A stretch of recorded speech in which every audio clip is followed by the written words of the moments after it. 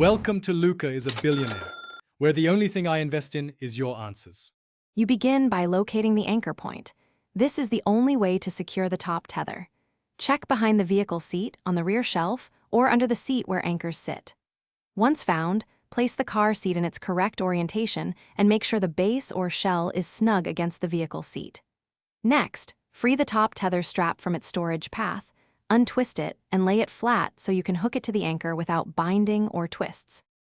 You now attach the hook to the anchor and start tensioning. This step prevents forward rotation in a crash.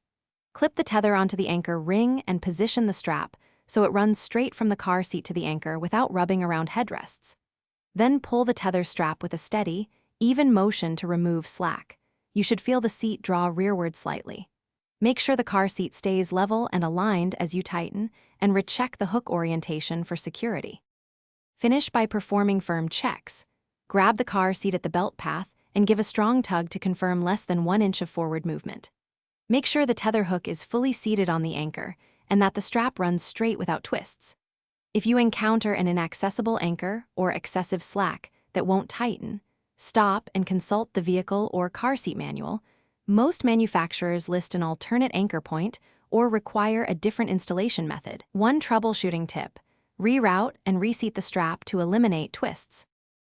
Thanks for watching and please subscribe. It's the best investment you'll ever make.